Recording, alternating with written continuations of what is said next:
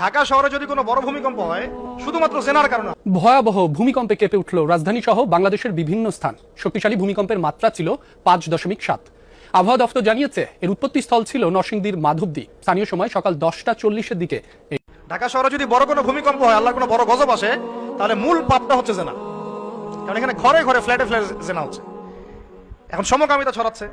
তারপরে কি হলো, এখন আবার এই যে দেবর ভাবি, ভাবি দেবর, শালি দুলা ভাই, কাজিন, এগুলো চলতেছে। আর সবচেয়ে মারাত্মক এখন যেটা, বাসায় বউ, বাইরে আরেকটা মেয়ের সাথে জেনা, বাসায় হাজবেন্ড, বাইরে একটা ছেলের সাথে জেনা। এটা ঘরে চলতেছে, ঘরে ঘরে বলবো না, প্রত্যেক ঘরে তো না, আল্লাহ পাক জানেন প্রত্যেক ঘরে না, নিশ্চয়ই আল্লাহর বান্দারা আছেন এই পৃথিবীতে, কিন্তু আশঙ্কাজনক হারে এগুলোর পরিসংখ্যান দিন দিন বাড়তেই আছে, বাড়তেই আছে, বাড়তেই আছে। একটু বুঝাচ্ছিলাম, আজকে থেকে 20 বছর আগের যে পৃথিবীটা আমরা যুব সমাজটা দেখেছিলাম, আর এখনকারটা এক না। এখন ওই যে বললাম প্রথমে চিঠি দিত, এখন সরাসরি রেটিং, সরাসরি বেড। এখন এখন ব্রেকআপটা এমন যে আচ্ছা ওর সাথে তো হয়ে গেছে, আরেকটার সাথে। এখন এক একটা মেয়ে, এক একটা ছেলে বিয়ে করার আগে মিনিমাম 4-5টার সাথে প্রেম করতেছে, এবং শুধু প্রেম না, এগুলো শারীরিক সম্পর্ক করতেছে। করার পরে ওই মেয়ে যখন কারো ঘরে বউ হিসেবে যাবে, চিন্তা করেন ওর গর্ভ থেকে কি সন্তান আপনি পাবেন। আর সে কি আপনাকে আপনার 100% ভালোবাসা দিতে পারবে? সে তো আগেই 10 ঘাটের পানি খেয়ে আসছে। ওকে আপনি যতই ভালোবাসেন, সে তো আপনার আনুগত্য করবে না, আপনাকে তার ভালো লাগবে না। আবার আপনিও যদি আল্লাহ না করুক বিভিন্ন জায়গায় ঘুরে ঘুরে আসেন, এই একটা নেককার মেয়ে পেলেও তো আপনার ভালো লাগবে না।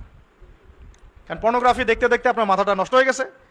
মনে হয় যে এ ভালো না, মনে হয় ও ভালো, ও ভালো না, মনে হয় ও ভালো। আসলে সবার কাছে একই জিনিস আছে, সবার কাছে আল্লাহ পাক একই জিনিস দিয়েছেন, আর কিচ্ছু না। আর এগুলো থাকে মিনিমাম 5 বছর, 10 বছর। বিয়ের 10 বছর পরে কি ওই ফিলিংসটা থাকে? তো আল্লাহ পাক আমাদেরকে বোঝার তৌফিক দান করুন।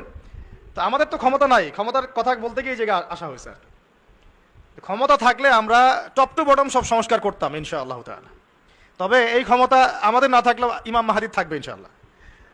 এবং ইমামুল মাহদী আসার আগেই যে বহু সৎ নেতা আসবেন না, এমনটাও নয়। তিনি আসার আগে অনেক সৎ নেতৃত্ব আসতে পারে।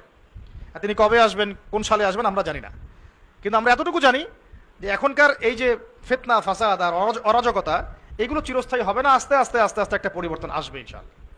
তবে এখন আমরা কিন্তু অধঃপতনের যুগে বাস করছি। এ যুগে যদি আমরা ঈমান আমল হেফাজত করতে চাই, কিছু কিছু কাজের কোনো বিকল্প নাই। সেটা নিয়ে আমরা আজকে কথা বলবো ইনশাআল্লাহ। কি কি কাজ করব? তার আগে বলি যে আলোচনা শুধু শুনে চলে যাবেন না। বক্তাকে দেখতে আসলে এটা কিছুই হলো না, আমাকে দেখে আপনি কোনো লাভ নাই। আমি তো আর হাজারে আসওয়াত না যে ছুঁইলে আপনি পাপ মাফ হবে। যে কথাগুলো বলা হচ্ছে, এই কথাগুলো একটু বাসায় গিয়ে মেলাতে হবে। আর যখন দিনের কোনো কথা শুনবেন, যে কারো কাছেই, যে কোনো ব্যক্তিত্বের কাছেই দিনই কথা শুনবেন, একটা নিরপেক্ষ দৃষ্টিভঙ্গি নিয়ে কথা শুনবেন। আগেই কারো দিকে বায়াস্ট হয়ে যাবেন না। বায়াস্ট বোঝেন কিনা?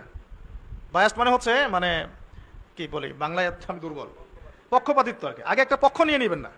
লম্বা 2 ঘন্টা আলোচনা করে তো আসলে লাভ নাই যদি মূল কথা না আসে। মূল কথা হচ্ছে আমরা কোথায় আছি এখন। আমি শুধু একটা প্রজন্মের এক্সাম্পল দিলাম আপনাকে, যে generation, TikTok generation, young generation এখনকার কি অবস্থা। এখন একটু বোঝেন, আমরা তো জানি বাংলাদেশে 80-90% মুসলিম, তাই তো? এখন আমরা কোথায় আছি দেখেন, আমরা 80% মুসলিম হওয়ার পরেও, লক্ষ লক্ষ মসজিদ মাদ্রাসা থাকার পরেও, হাজার হাজার আলেম ওলামা থাকার পরেও বাংলাদেশে কোনো ইসলামিক আইন নাই, ফুল স্টপ। আমার কথা আপনি রাগ করেন না, রাগ করে লাভ নাই।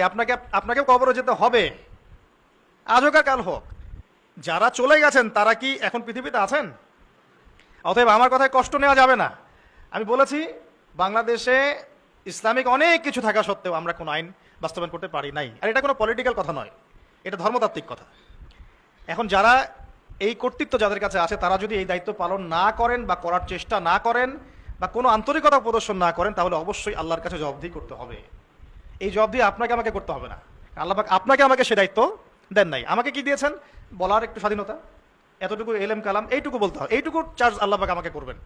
আপনাকে দিয়েছেন মাদ্রাসার খেদমত, মসজিদের খেদমত, ইত্যাদি ইত্যাদি, এইটুকু চার্জ আল্লাহ পাক আপনাকে করবেন। আর আল্লাহ পাক আরো বড় বড় দায়িত্ব যাদেরকে দিয়েছেন তাদেরকে কিন্তু জিজ্ঞাসাবাদ করবেন, কোনো মাফ নাই এটার।